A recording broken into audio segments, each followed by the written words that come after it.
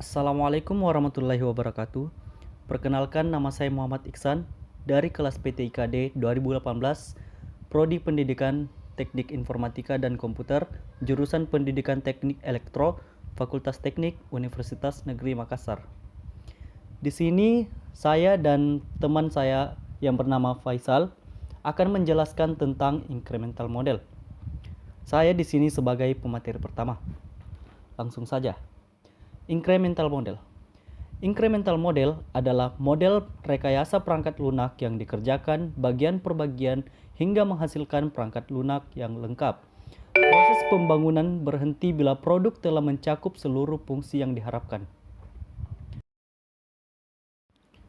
Dengan menggunakan incremental model dapat membantu kita untuk mengurangi biaya sebelum mencapai level dari initial productivity dan mengakselerasi proses dari pembuatan suatu fungsi sistem. Incremental model menggambarkan suatu proses di mana mengutamakan perhatian pada sistem requirement dan mengimplementasikannya dalam tim development.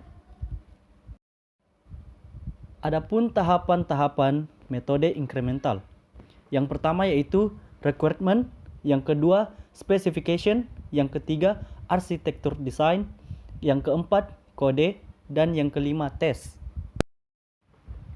Yang pertama yaitu requirement. Requirement merupakan penentuan kebutuhan atau analisis kebutuhan. Yang kedua yaitu specification. Specification merupakan proses spesifikasi di mana menggunakan analisis kebutuhan sebagai acuannya. Yang ketiga yaitu arsitektur design. Arsitektur desain merupakan tahap selanjutnya, perancangan software yang terbuka agar dapat diterapkan sistem pembangunan per bagian pada tahapan selanjutnya. Yang keempat yaitu kode. Kode merupakan proses melakukan coding. Dan yang kelima yaitu tes. Tes yaitu tahap pengujian dalam model incremental. Tahapan-tahapan tersebut dilakukan secara berurutan. Setiap bagian yang sudah selesai dilakukan testing, dikirim ke pemakai untuk langsung dapat digunakan. Pada incremental model, 3 tahapan awal harus diselesaikan terlebih dahulu sebelum tahap pembangunan tiap increment. Untuk mengantisipasi kondisi yang terjadi pada incremental model, diperkenalkan model more risky incremental model. Model ini menerapkan sistem kerja yang paralel. Setelah daftar kebutuhan didapatkan dari pemakai, tim spesifikasi membuat spesifikasi untuk model pertama. Setelah spesifikasi pertama selesai, tim desain menindaklanjuti. Tim spesifikasi sebelumnya juga langsung membuat spesifikasi untuk model kedua, dan seterusnya. Jadi tidak harus menunggu model pertama selesai hingga dikirim ke user. Pada gambar tersebut, kita dapat melihat proses pengembangan dimulai dari analisis, yaitu mengkaji dan mencari tahu apa keinginan konsumen terhadap perangkat lunak atau program yang dia inginkan atau program seperti apa yang mereka inginkan. Dari proses analisis, kita dapat menyimpulkan requirement program dan berlanjut pada proses kedua yaitu desain. Pada tahap desain, kita dapat menyusun interface atau tampilan awal dari program.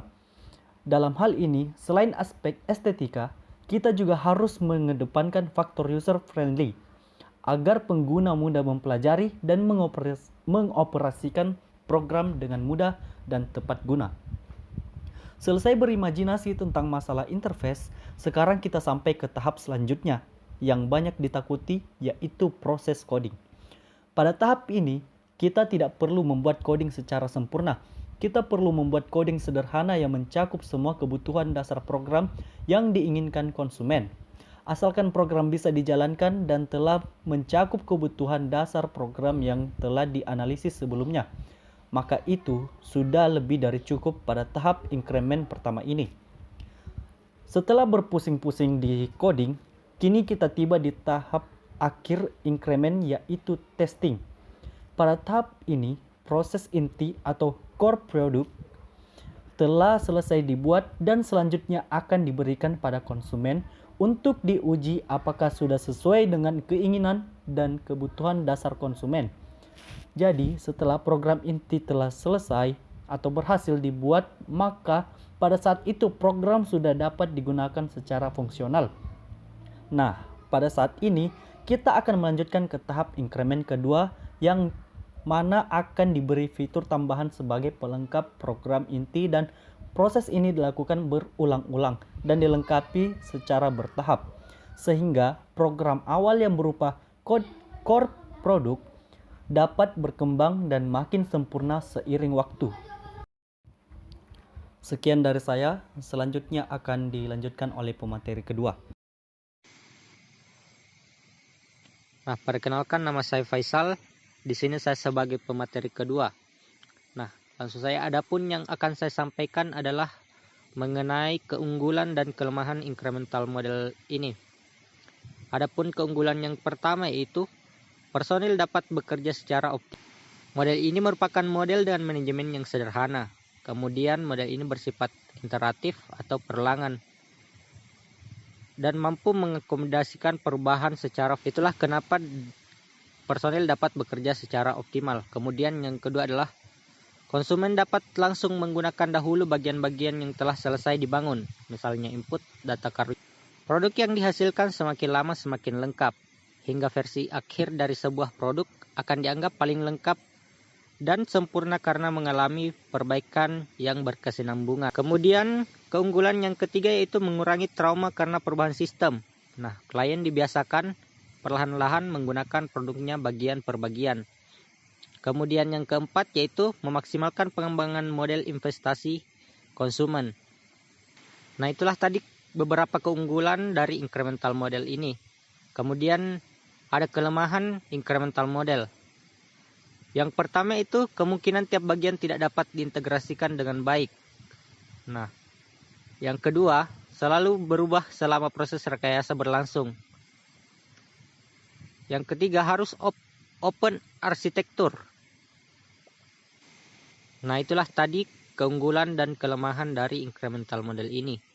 Kemudian, adapun contoh penggunaan incremental model, yaitu misalnya perangkat lunak pengelola kata yang dikembangkan dan menggunakan paradigma penambahan akan menyampaikan manajemen file dasar, editing serta fungsi penghasil dokumen pada penambahan pertama, kemudian editing dan kemampuan penghasilan dokumen yang lebih canggih pada pertambahan kedua, pengecekan spelling dan tata bahasa pada pertambahan ketiga, serta kemampuan pengaturan halaman tingkat lanjut pada tahap pertambahan keempat. Harus dicatat bahwa aliran proses untuk berbagai pertambahan tersebut dapat menggabungkan paradigma prototype. Nah, itulah contoh penggunaan incremental model ini. Kemudian ada dua fase pada incremental model. Adapun fase pertama itu inception dan yang kedua elaboration. Pada fase inception, lingkupnya mirip dengan analisis kelayakan yang dilakukan dalam siklus hidup lainnya.